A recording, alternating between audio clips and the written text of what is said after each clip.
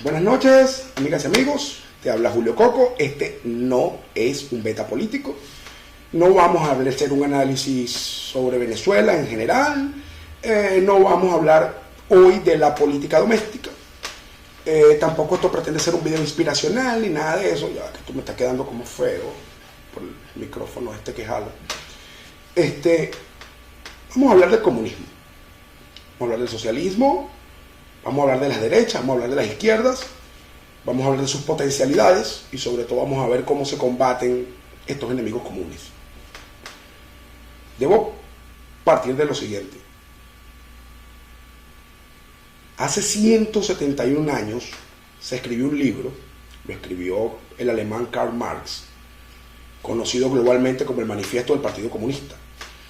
Aunque Engels luego dijo que el título estaba mal porque era el Manifiesto del Partido Socialista.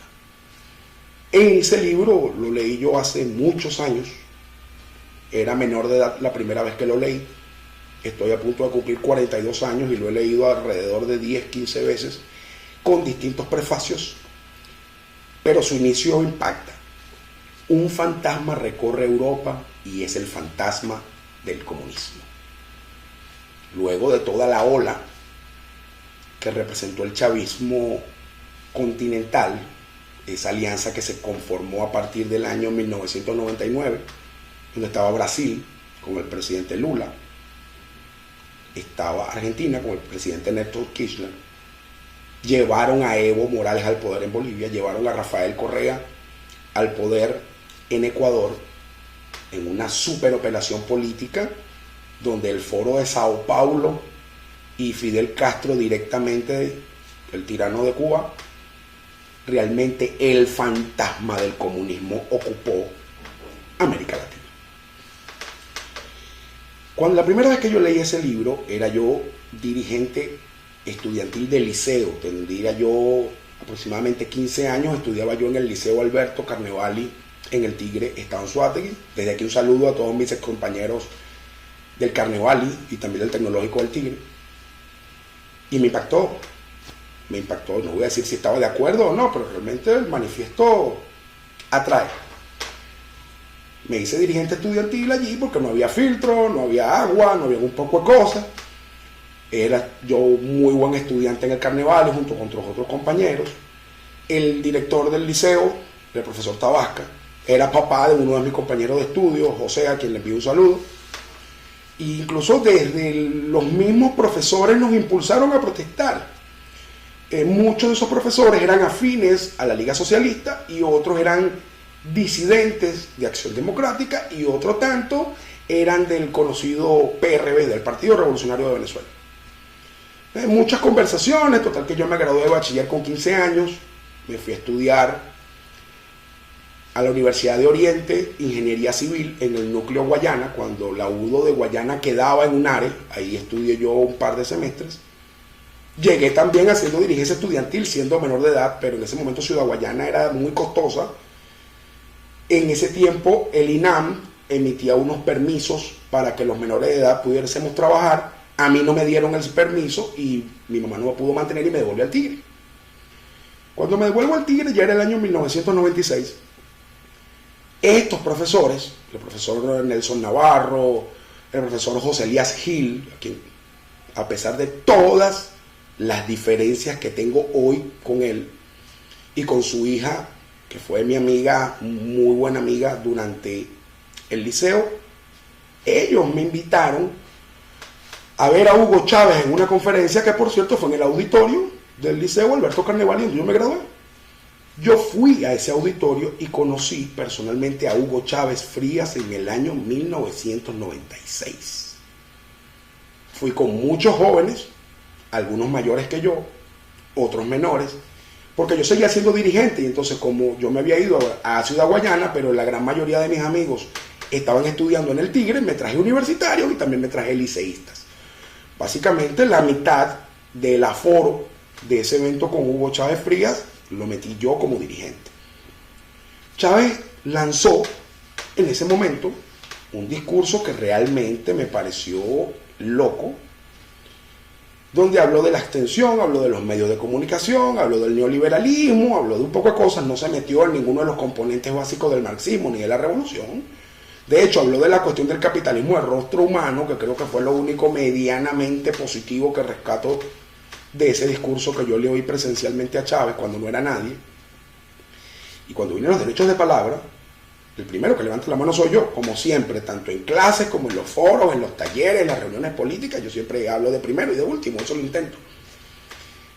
Y le dije esto: señor Chávez, ¿por qué usted tiene una posición llamando a la abstención, pero tiene un candidato a la gobernación del Zulia, que es el teniente coronel Francisco Arias Cárdenas por el partido Unión?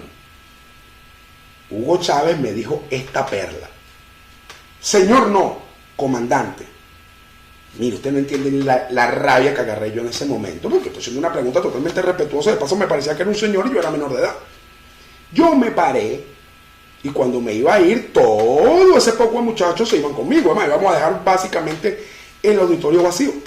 Me salió un profesor amigo mío, junto con una señora, de verdad que bien bonita, era la abogada de Hugo Chávez, a decirnos: oye, camaradita, no se vaya, ya va, usted sabe que el comandante, él es un líder, no lo tome a mal, él le va a responder. Yo le dije: yo me voy.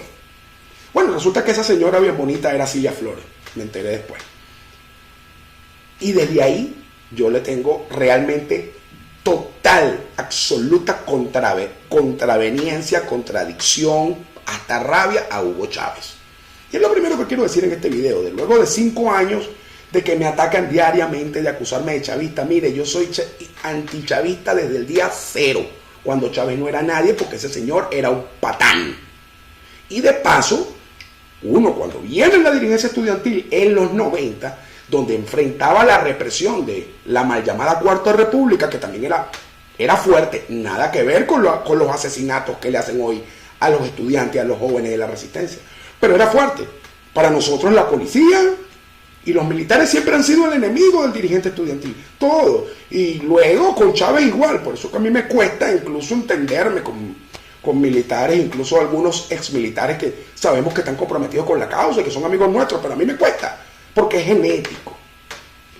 El hecho es que yo salgo de esa reunión, decido inscribirme en el tecnológico, y yo estaba trabajando, pero mientras trabajaba también hacía activismo político, y se me acercó gente de la Liga Socialista, que por cierto, desde el campo de la izquierda venezolana de los 80 y los 90 eran los peorcitos, y es desde allí de donde viene Nicolás Maduro a hablarme de cuestión de esto y lo otro, y cuando ellos me daban su interpretación de las cosas, realmente no me convencían.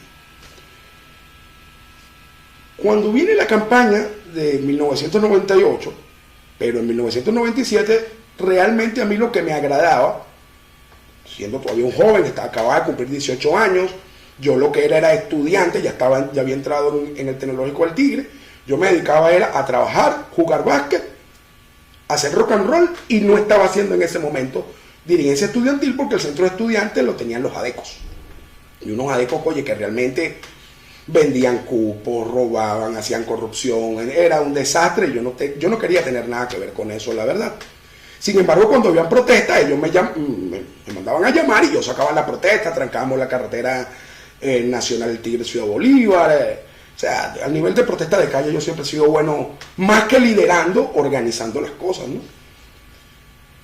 Pero entonces esta gente de la Liga de los Socialistas a mí no me convenció, pero sí venía, ya yo por mi propia cuenta, ya vi internet, y yo en mi casa no había, pero yo me iba a los cybers y investigaba. Y cuando venía a Caracas a comprar ropa, algo que yo siempre he hecho desde que estoy trabajando, es decir, desde los 10 años, yo me venía para Caracas en diciembre y en agosto al cementerio a comprar ropa, pero entonces ahora aprendí que podía comprar libros en los toberos de la Fuerza Armada, y empecé a comprar libros no solamente de marxismo, en general de política, ¿no?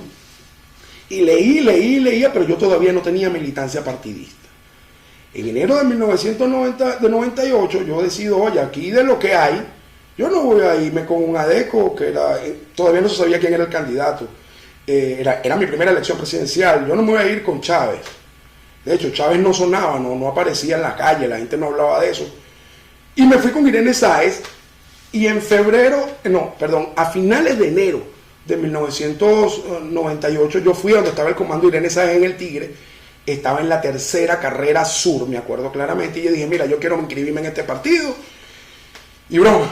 Y entonces ahí formamos un voluntariado de jóvenes y empezamos a hacerle campaña, a repartir los panfletos, el asunto. Pero cuando yo iba a la universidad, ahí no hacía el proselitismo político de Irene, sino que yo me dedicaba a mis estudios, que era estudiaba química, y a mi cosa deportiva. No me metía más porque incluso las protestas bajaron.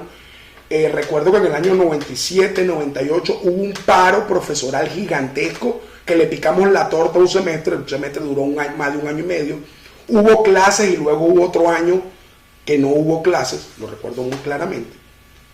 Y entonces yo seguía en mi banda de rock, sin clases, trabajaba yo, entonces conseguí un trabajo en un club de video en la séptima carrera norte, que por cierto, su dueño, muy buen amigo mío todavía, comprometido con esta lucha. Un abrazo a Oscar Guacare y a su fallecida esposa, que la quise mucho. Y yo entonces me dediqué a la campaña de Irene Sáenz. El día de las elecciones, yo fui temprano, nuestra banda de rock éramos 4. Yo me fui temprano, voté por Irene, teníamos ensayo en la tarde. 2 eran menores de edad y 2 éramos mayores de edad. Ensayamos, broma, y nos fuimos a ver los resultados. Y ya yo sabía que Irene iba a perder por todo lo que pasó. Pero mi banda se divide porque uno votó por Chávez, yo voté por Irene, los otros eran menores de edad. Y bueno, total que incluso eso dividió. Una banda de rock, una amistad que bueno, aunque Matías sigue siendo mi amigo y mi hermano, y Tritón también sigue siendo mi amigo y mi hermano, pero bueno, son cosas que dividen. Reinician todo el problema de las clases y el año 99, desde enero, fue Chávez haciendo cambios y nosotros reaccionando. Y en esas reacciones, un conjunto de amigos se van de AD, otros amigos conectan con Bandera Roja y van a Guárico al campamento, creo que era mundial o latinoamericano, de la juventud antifascista y antiimperialista. Fue un poco de billete que le dieron a los dirigentes estudiantiles para que se fueran para Guárico, a un campamento donde había un poco de estudiantes latinos a beber caña y a hablar mal del imperio y a hablar de Marx. Cuando ellos llegaron, evidentemente me buscaron a mí, mira, nosotros nos metimos en Bandera Roja y broma, mira, vente con nosotros, porque aquí el que sabe de eso eres tú, que eres el único que lo ha estudiado, y aquí el que saca las protestas eres tú, y vamos a meternos, y yo acepté. Así que yo ingreso formalmente a militar en Bandera Roja como partido marxista-leninista en 1999. Entro desde base y empecé yo a estudiar y a hacer partido, y empecé desde abajo y llegué al secretariado de la Unión de Jóvenes Revolucionarios, que era la Juventud de Bandera Roja. Y haciendo toda la escalera, también ya partidista extra de la juventud, salgo luego de poco de años electo como suplente del Comité Central de Bandera Roja, luego de 2 divisiones. ¿Por qué he hecho esta anécdota? Más allá de toda la campaña, que yo soy marxista, que soy comunista, que soy chavista, no. Lo cierto es que yo sí estudié a Marx y sí le creí. Eso es verdad y lo asumo. Y ahora les voy a decir qué pasó en ese tiempo en lo humano. El marxismo tiene una particularidad y es que te atarapa como una religión. Te dice que la religión es el opio de los pueblos, uno se convierte, bueno, no es mi caso, pero uno se convierte en ateo, no crees en nada, todo es la ciencia, todo es la política y todo es la revolución. Y todo gira en torno a esas 3 cosas. Te dicen esta cuestión. Por lo menos yo retrasé mi graduación 3 veces porque el partido me decía, no te puedes graduar porque hay un trabajo político que hacer. Incluso cuando yo me vengo a ir para Caracas es porque el partido me trae y me dicen, tú tienes que meterte a estudiar en la UCB a hacer un trabajo político. Y uno disciplinado va. Pero en todo ese tránsito, yo en paralelo de Bandera Roja, yo seguía estudiando, me introduje en un conjunto de foros de marxistas de internet, tanto de Europa como de América Latina. Empecé a participar, y esto anótenlo porque lo voy a comentar más a profundidad más adelante, en foros marxistas estadounidenses en español. Esos Bandera Roja no sabían que yo tenía esos contactos ni que estaba en esa clase de niveles de relaciones políticas. Pero ¿qué ocurrió?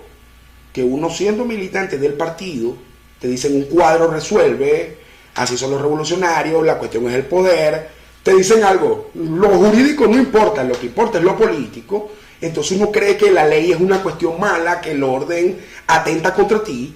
¿Y qué me trajo eso a mí como consecuencia? Me gradué a destiempo siendo uno de los mejores estudiantes de la universidad. Eso me pasó a mí por pendejo y por comunista.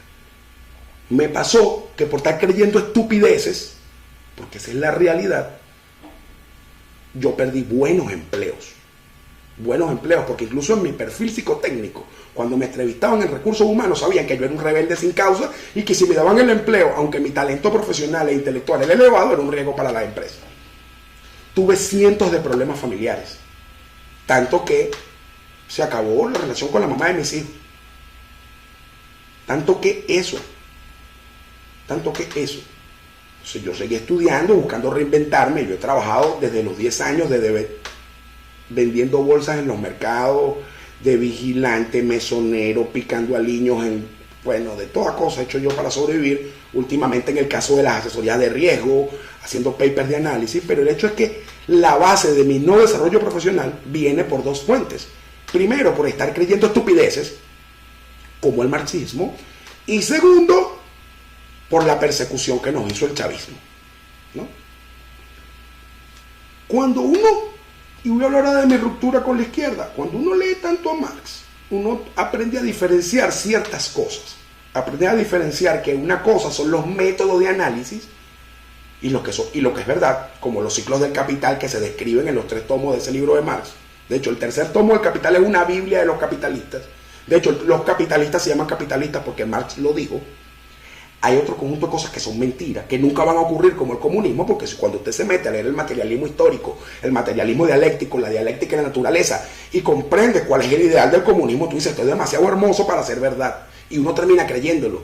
Así como un musulmán cree que si se explota en bomba, 40 vírgenes lo están esperando en el cielo. Porque se transforma en una religión que te carcome. Por eso cuando me acusan de comunista, después que uno realmente sufrió eso en carne propia, más allá de la crisis generada por el posmarxismo en Venezuela, me duele. Porque cuando uno se da cuenta de eso, uno lo que se da cuenta es que uno es un roluegafo. Y uno se da cuenta de algunas cosas luego. Todo lo que los dirigentes marxistas nos dijeron que éramos nosotros y nos dijeron que teníamos que hacer, y las órdenes que nos impartían a diario nunca se las dieron a sus hijos. Casi ningún convencido del comunismo mete a sus hijos en un partido comunista, casi ninguno. Los que lo hacen son los más ingenuos o los más perversos. Los más conscientes saben que eso es para los hijos de los demás, pues, para que lo sepan. Y es una cuestión que a mí a nivel partidista siempre me dolió, pero oye, vale, ¿cómo es esto? Lo segundo, cuando uno tiene una adolescencia atropellada y tiene unos gustos, por lo menos en mi caso me gusta el rock, ¿sí? Me gusta el rock, me gusta Star Wars. Cuando uno empieza a ver la ideología marxista, uno cree que ese es el máximo estado de la libertad.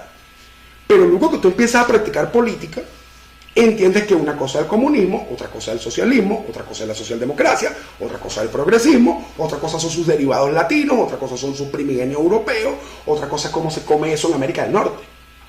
Entonces nos dicen, no, lo que pasa es que nosotros, este es un partido comunista, pero nosotros somos socialistas científicos. Ah, ¿por qué somos socialistas científicos? Porque en el comunismo no hay Estado. Y en el socialismo científico, el Estado planifica la producción económica. Pero cuando tú vas a estudiar, y por eso es que los comunistas son marxistas-leninistas, como yo creí que era, es que el socialismo real es el socialismo soviético y el otro modelo socialista es el socialismo cultural, que es el socialismo chino. Cuando uno empieza a meterse en esa teoría, tú te das cuenta, epa, aquí no hay libertad, aquí no hay libertad, aquí no hay libertad.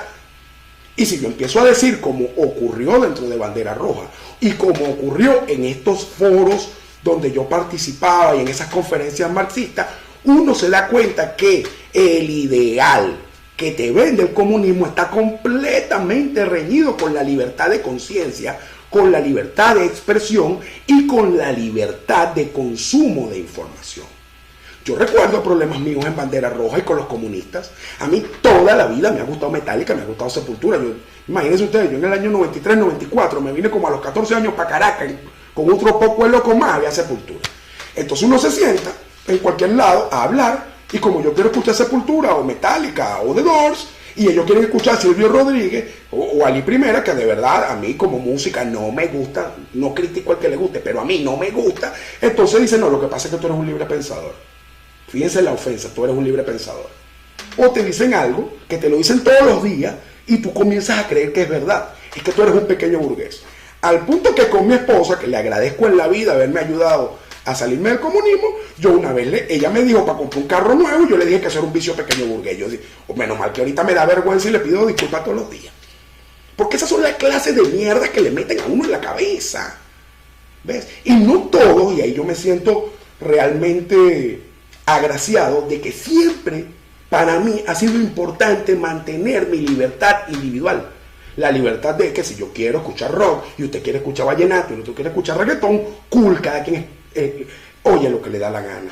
Y si usted quiere ver Marvel o quiere ver Stephen King o quiere ver Star Wars, usted tiene el derecho de eso. O si usted quiere comerse un perro caliente o quiere comerse una lechuga o quiere comerse una pasta, usted tenga la libertad de eso. Y cuando yo empecé, más o menos en 2003, 2004, luego del paro petrolero, que eso a mí me afectó muchísimo en lo humano, a decir, mira, cómo se concilia el tema de la libertad individual con el beneficio colectivo. Cuando yo empecé a preguntar eso dentro del partido, cuando lo empecé a preguntar en los foros marxistas, entonces ya yo me transformé en enemigo. Entonces yo me comencé a preguntarme qué rayos defiendo yo. O sea, yo defiendo una estructura del poder donde yo no puedo hablar y donde voy a estar bien, sí, solo si me callo la boca, me visto como ellos, escucho la música que escuchan ellos y como lo que comen ellos, o empiezo a entender otras cuestiones que ya yo había estudiado, pero que por estar metido en la religión no le había dado credibilidad.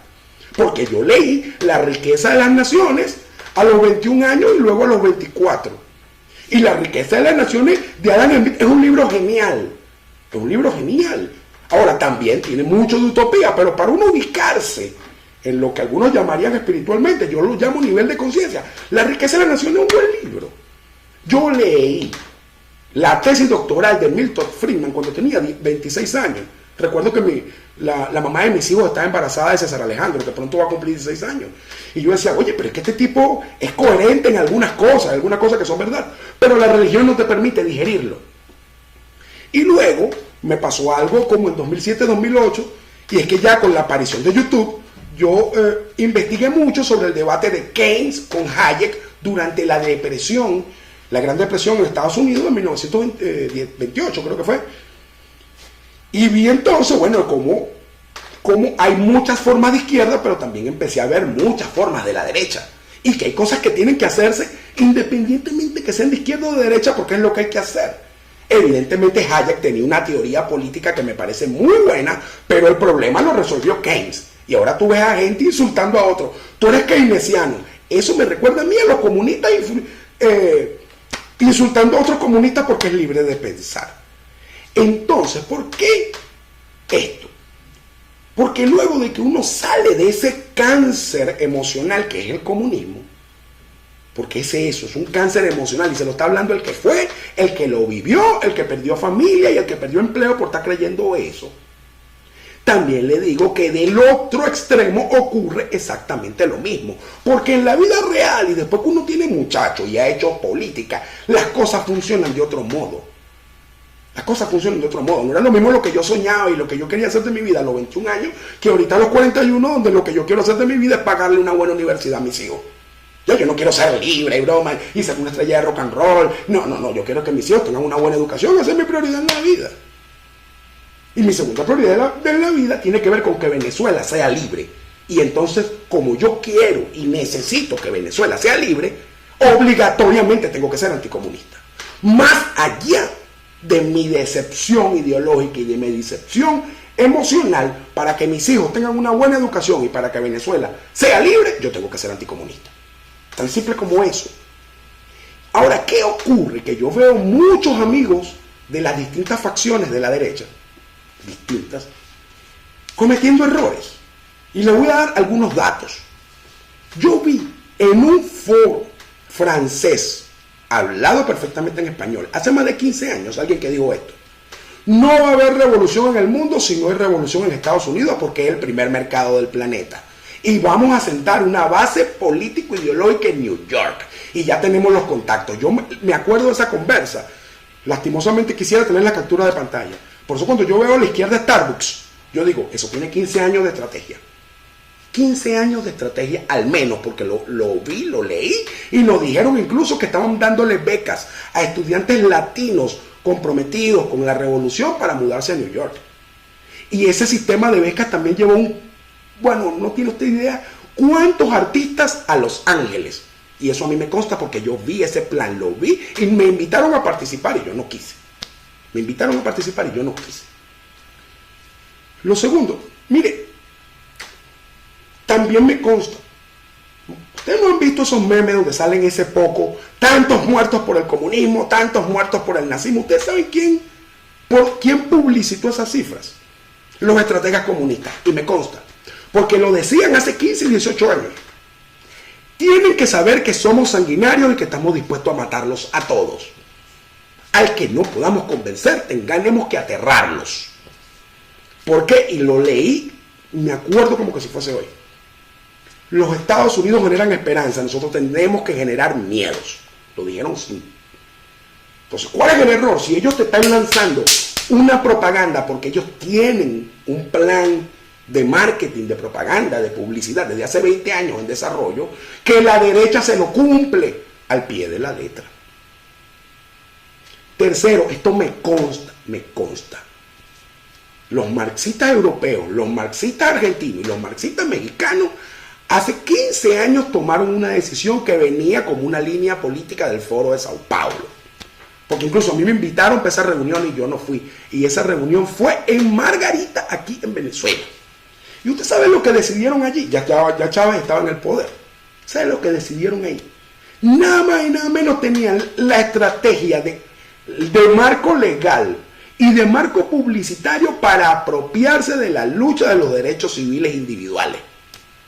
Es decir, le arrebataron a la derecha la causa de los derechos individuales. Porque ellos entendieron que la lucha de clases en los conceptos que planteó Marx no era posible porque el mundo postindustrial y los poderes económicos hoy no se sustentaban bajo la teoría de la plusvalía y de la explotación del hombre por el hombre.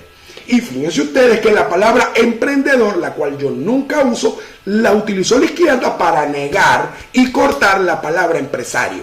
Cuando usted dice, siendo una persona realmente un microempresario y de derecha, usted se llama emprendedor, usted está cayendo en la trampa idiosincrática y de programación neurolingüística de los comunistas latinos. Porque todo eso me consta.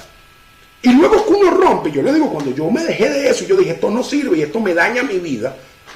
Por eso que me molestó cuando ahorita me dijeron oportunista. ¿Qué vale? ¿Cómo voy a ser oportunista si eso me destruyó? Yo cuando ya rompí, que me fui de bandera roja, que, bueno, regalé libros, yo leí todos los libros de Marx, todos los libros de Engels, todos los libros de Althusser y me los sé. Y se los puedo explicar al que sea. Y por eso es que me da risa con los derechosos que vienen a hablar cosas que no saben, porque es que no lo saben, y por eso es que no saben compartir a los comunistas. Porque los comunistas tienen tres cosas claras. Lo primero que entienden los comunistas es que la única manera de tener todo el poder es obtener el poder económico poniéndole el poder político por encima. Entonces, los amigos de la derecha creen que todo lo resuelven los mercados y creen que el hecho político-social es un mercado donde tú emites un mensaje, la ciudadanía te lo compra y dicen que tú eres su líder porque tienes razón. No, los comunistas no, los comunistas creen que la política es una estructura y que hay un conjunto de cosas que ellos llaman la superestructura y que ellos le llegan por debajo. Entonces, ¿qué hacen ellos? Forman a un conjunto de muchachos como yo, porque a mí me formaron para eso, yo era muy bueno. Tanto que hubo un momento, yo recuerdo que un congreso de la UJR en Caracas, la mitad de los asistentes al congreso eran del Tigre, que fue el partido que yo creé con mi compadre Gustavo, con Pablo, con otro poco amigos ya, que menos mal que todos, al igual que yo, se dejaron de eso, porque crecimos, tuvimos hijos y dejamos de ser tontos. ¿Por qué? Porque es un problema estructural. Los partidos de derecha no están haciendo estructuras, no están preocupados en formar liderazgos no ideológicos, sino liderazgo operativo de captación social. Y subir a un barrio a decirle a la gente que el mercado resuelve todo no es funcional. Y lo segundo, la izquierda sabe la diferencia clara, y sobre todo lo sabe un estratega marxista, entre lo que es el contacto popular y el populismo. Lo comprenden claramente. Los amigos de la derecha creen que todo es populismo y no es verdad. Nadie va a seguir a un líder antipático, nadie. Eso no es populismo, es parte de la naturaleza humana. Los vínculos de los líderes con los liderados son emocionales, no son por la razón. Si eso fuese así, el presidente, bueno, ¿cuántos años hubiese sido presidente que Arturo Uslar Prietre? No, pero era un tipo que no era simpático, que no sabía hablar con la gente. Y entonces, ¿qué ocurre? Más allá del populismo o no, la izquierda entiende que su lenguaje tiene que ser el lenguaje promedio, que su vestimenta es la del lenguaje promedio y que lo que ellos pelean es lo que pelea el promedio. ¿Y qué es lo que ocurre? Que el promedio no pelea por el mercado, el promedio pelea por lo que necesita y por lo que desea. Entonces, ¿qué ha hecho la estrategia marxista? Que es lo tercero. Marketing puro. Le ha dicho a la gente qué es lo que necesita. Y se lo ha hecho creer. La derecha no. La derecha lo que le dice es, te va a ir bien si haces esto. No, la izquierda no le da órdenes hasta que no los tiene perfectamente cooptados. Y en ese aspecto, y lo digo con contundencia, la única manera de combatir al comunismo es con estructura política. Y es haciendo comités de base, haciendo buró, pónganle el nombre que usted quiera, red, célula, pero es abajo. Eso es lo primero. Lo segundo, hablar mal del comunismo no genera conexión con las masas. Porque como no me vienen a hablar mal de la derecha, tampoco eso me capta a la izquierda. Se necesitan que se exploten los conectores sociales. Y en ese aspecto hubo algo que yo aprendí luego de mucho estudio y mucha reflexión, es que la democracia liberal da mejores oportunidades para el desarrollo individual y da mejores oportunidades para la conexión social. Ah, pero si usted le habla de lo de arriba y no le habla de los conectores sociales, nadie lo va a entender. Y esto es una recomendación a nuestros amigos libertarios. Yo no soy libertario. Sin embargo, me parece que ahí hay un potencial humano y político interesante para el cambio del milenio.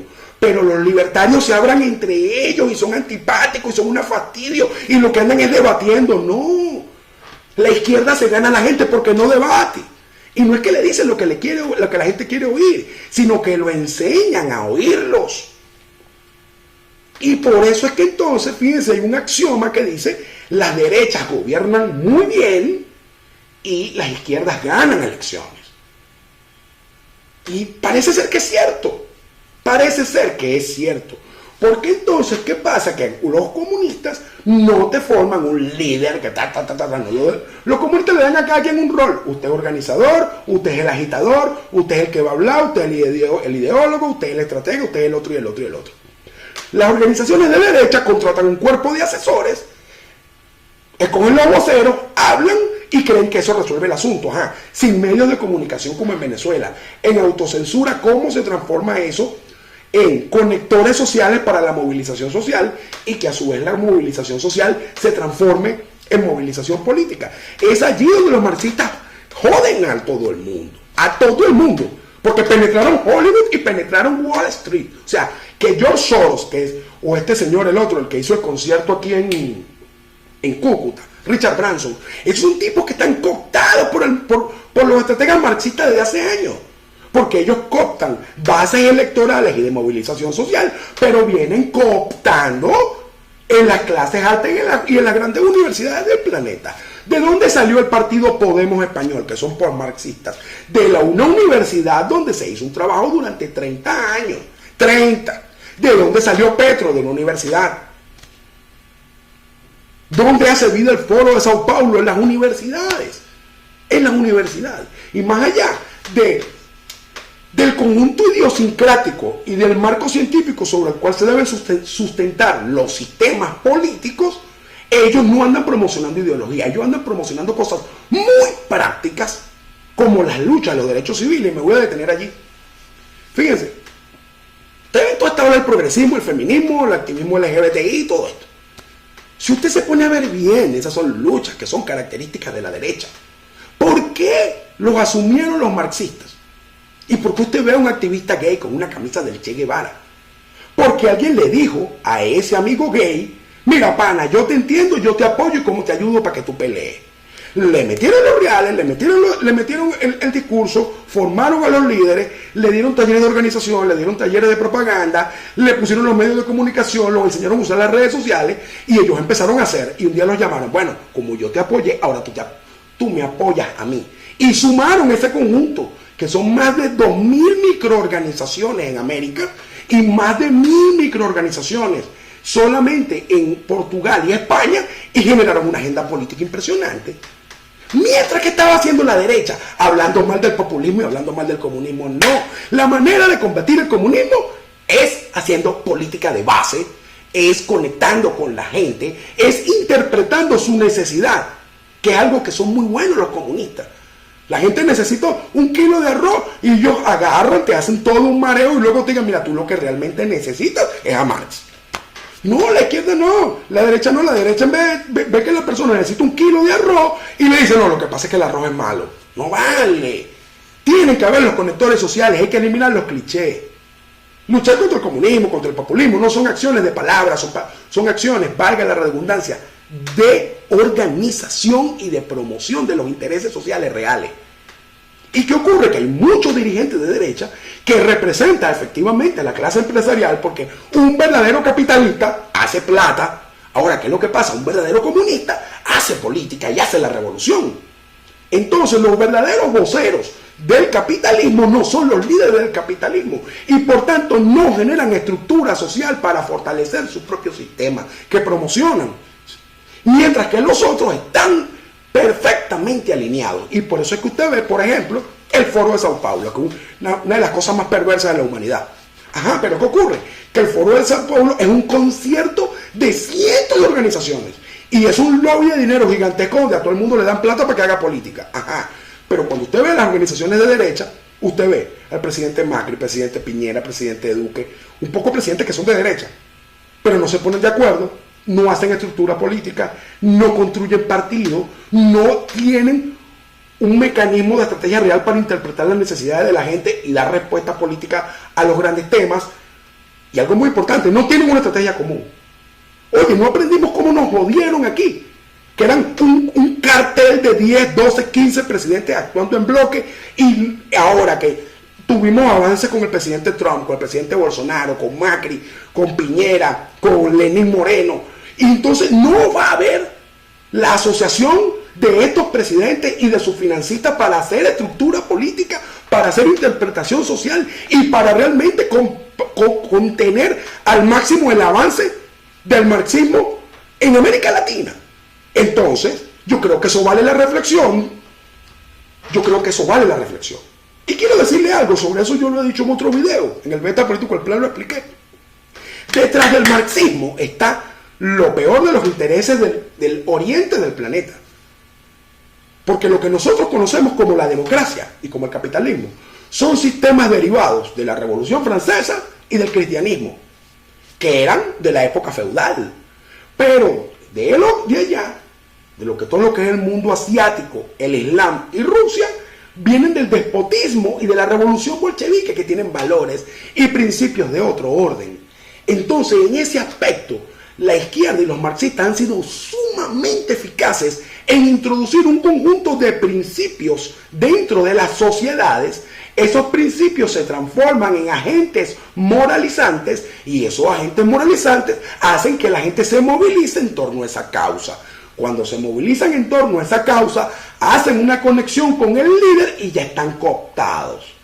¿Qué hace la derecha? Habla mal de los otros y decir que el mercado es chévere y todo eso. No, hermano, yo creo que hay que hacer una estrategia política de larguísimo alcance. Hay que dejar la dispersión. Y con esto no estoy diciendo que yo me transforme en un hombre de derechas, porque tampoco es verdad. Porque yo creo en el pragmatismo estratégico de largo alcance. Porque hay un concepto que en todas estas luchas de religiones, mal llamadas ideologías, se pierde. Y es la historicidad. Y yo le voy a explicar lo que es la historicidad. La historicidad es un conjunto de secuencias de las sociedades en la historia, donde los componentes económicos, los componentes climáticos, los componentes religiosos, los componentes culturales, generan lo que se llama un clima para que algo ocurra. No va a ocurrir algo distinto si no hay el clima para que eso ocurra. ¿Ok? Las ideologías quieren romper la historicidad. Venezuela está en un momento histórico donde solo es posible hacer algunas cosas. Y por eso, si lo que hay que hacer es de derecha, como en mi opinión yo creo que la propiedad privada como principio debe respetarse, la legítima defensa como principio debe respetarse, la autoridad y majestad institucional debe respetarse, ¿ok? Partiendo que son principios que supuestamente son liberales, en mi opinión son principios humanos. Eso lo necesita Venezuela, no me importa si es de izquierda, si es de derecha, eso es lo que funciona. Pero también cuando dicen, que yo he leído barbarismos, donde hay que quitarle derechos a la gente pobre porque es bruta, eso no va a ocurrir y el que lo haga no va a gobernar. ¿Por qué? Porque todas las tesis de poder se sustentan bajo que la historicidad te permite tener poder y ejercerlo. El poder no es de quien lo tiene, es de quien lo usa. Y en ese sentido, las derechas continentales han acumulado muchísimo poder económico, pero no lo han ejercido ni a favor del pueblo, ni a favor de las propias estructuras políticas y los marcos legales para blindar el sistema. Al contrario, fueron profundamente laxos y jugando a su crecimiento económico personal, apostaron a líderes populistas, apostaron a líderes que están alineados a una estrategia marxista global y sobre ellos se coronaron. Es decir, la derecha fue quien potenció a la izquierda por sus carencias de estructuralidad y acción política, pero también porque en las ansias de hacer más dinero pactaron con factores de poder alineados a una estrategia marxista global. Entonces, para mí, que alguien sea de izquierda o de derecha, me parece profundamente anacrónico. Pero yo no voy a decir que todo comunista es un asesino, ni tampoco voy a decir que todo liberal es un fascista, porque es mentira. Ahora, ¿qué sí es cierto? Y cierro con esto. Venezuela nos tiene traumados y estamos pensando soluciones, viendo al pasado, viendo al presente, viendo al futuro. Mucha gente me dice, oye, pero es que tú tienes resentimiento. Yo le digo, mira, mano, yo soy humano, hay cosas que me dan rabia y no se le quita la rabia. Por más cosas que uno haga para tener bienestar y paz emocional, la crisis abruma. Pero hay dos cosas que tenemos que dejar por sentados. Como principio, el venezolano está luchando por libertad y por democracia. Eso significa que tenemos que adoptar los principios realmente de la libertad y la democracia como principios inalienables y ser intolerantes con eso. Intolerantes. Y eso nos puede definir realmente como anticomunistas. Estos son mis principios y no los negocio. Porque ¿qué es lo que ha hecho el comunismo? Incluso estructuradamente un aparato de corrupción para que toda la derecha esté empichacada en negocios sucios, quieran o no, y tienen chantajeado a un gentío, porque hasta candidatos les llegó dinero del narcotráfico y ahora lo tienen amenazado de que si abren la boca o se le voltean al régimen, le van a sacar las pruebas. ¿Por qué? Porque no hay principios políticos, principios ciudadanos, principios republicanos promocionados y consolidados.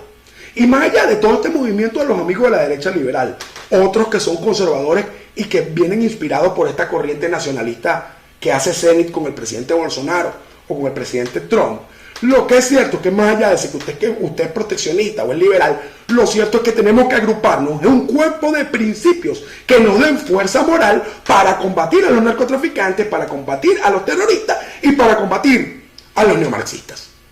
Es urgente la reflexión y por eso hago este video. Más allá de todos los ataques que me hacen a diario en las redes sociales, porque yo fui marxista y fui de bandera roja, le digo algo. Es mi vida, es mi pasado. Como no puedo borrar mis calificaciones, porque fue lo que obtuve por mis estudios, tampoco voy a borrar mi currículum político. Pero sí puedo reinventarme como ser humano. Y si nosotros queremos que Venezuela se reinvente y construir una república realmente, tenemos que creer en la reinvención de nosotros mismos. Y la reinvención de nosotros mismos supone superar todas esas ideologías y combatir estas religiones malignas como el marxismo y el islam. Imagínese usted la gravedad de esto, que hay una asociación financiera, política y cultural entre los marxistas y los islámicos, cuando Marx odiaba al islam. Entonces, más allá de las obras escritas, que son importantes leerlas todas. Yo le digo a los amigos de la derecha que lean a Marx, y le digo a los amigos de la izquierda que lean a Hayek, que lean a Friedman, que lean a Ayn Rand, y que lean a todo el mundo y hagas un concepto ajustado a su propia realidad. Y nunca le crea cuando un dirigente le diga las cosas son así. Porque la verdadera libertad radica en la libertad de conciencia, en la libertad de expresión. La verdadera democracia consiste en que más allá de lo que yo creo, del cómo deben ser las cosas, lo real es que la historia, los climas sociales, los climas políticos, los climas económicos, son los que determinan realmente lo que se puede hacer. Ahora, ¿qué creo yo? Que podemos hacer un plan de muchísimo alcance para un cambio de principios, un cambio legal, un cambio de modo de producción económica y un cambio, finalmente, de cultura en Venezuela, porque es tierra arrasada. Cierro con esta reflexión. Y esto va sobre todo a los jóvenes venezolanos, trabajadores, profesionales y mal llamados emprendedores. Muchos de ustedes están en el extranjero, posiblemente no volverán. Posiblemente no volverán, van a hacer su familia. Ojalá ustedes quieran el país que los recibió, así como Venezuela está siendo sumamente amada por portugueses, italianos, españoles y de otras nacionalidades que llegaron aquí en la segunda mitad del siglo XX. Pero entienda que la venezolanidad necesita unos principios unificados, estemos adentro o afuera. Y el primer principio es el trabajo. El segundo principio es la decencia. Algo para los jóvenes, algo profundamente político. Pórtese bien, no importa si usted es de derecha, de izquierda, para arriba, para abajo. Pórtese bien. Con solo portarse bien contribuimos al orden y a la productividad económica. Y donde hay orden y productividad económica hay desarrollo individual y desarrollo colectivo. Y en la medida que hay desarrollo colectivo hay bienestar. Y eso no va a depender de que venga alguien y le diga que las cosas son como son, ¿no? El segundo mensaje va a los militantes políticos de los partidos en Venezuela, a todos, sin excepción, desde el Partido Comunista de Venezuela, los colectivos, a todos. Una reflexión. Más allá de su ideología y de lo que sea que alguien le dijo que usted era, o qué etiqueta usted asumió, o le dijeron que debía asumir, usted realmente tiene que ver cuál es su adversario para su progreso. Para un delincuente, el adversario del progreso es el orden y es la justicia. Para lo que creemos que es el trabajo, nuestro adversario es el injusto y el delincuente. Si usted es un delincuente, usted es un corrupto, usted es un narcotraficante o usted es un terrorista, sepa que usted es enemigo de la República y que nuestros principios nos obligan a combatirlo. No es personal, no es un tema de odio. Pero somos enemigos, téngalo claro. Nosotros lo tenemos claro. Y que yo no viva hablando todos los días mal de usted no significa que cuando lo veo en la calle no sé que estoy viendo a mi enemigo. Yo lo sé. Y yo sé que si tú pudieras me asesinaras. Pero todavía tienen que mantener algunas formas mínimas porque han matado a un gentío, torturado y de todo. Pero hay gente que se hace pasar de derecha, se hace pasar por socialdemócrata, algunos efectivamente lo son, que están metidos en eso. Y sí, también cuando yo los veo en las marchas, yo sé que ustedes son nuestros enemigos. Y no es un problema de izquierda o derecha. Ustedes están del lado del mal. Y punto. Y punto. Me despido con algo de mi propio anticomunismo. Del mío. Cada quien que tenga el suyo o no lo tenga. Yo creo en la libertad inclusive. Yo creo que hay libertad de que los comunistas existan. Lo que no tienen que hacer es gobernar. Y para eso nosotros tenemos que ser mejor que ellos. En acción política, en acción ciudadana y en acción económica. Pero sobre todo en acción de principios. Y ese es mi anticomunismo. Mi anticomunismo es la construcción, insertación, promoción y organización de un esquema de principios que nos llenen de fuerza moral para el combate en todos los terrenos de la acción sociopolítica y económica. Eso lo que los marxistas llaman un debate de ideas, yo le voy a decir lo que significa. Eso significa es hablar con la gente y hacer una intervención cultural. Eso es lo que nos corresponde para rescatar a Venezuela, para rescatar el continente y para rescatar el globo. Porque este problema es global. Te habló Julio Coco. Hoy es 25 de agosto de 2019. Anticomunismo. Gracias. Al terminar de ver este video, por favor, comparte el link y no olvides darme gusta.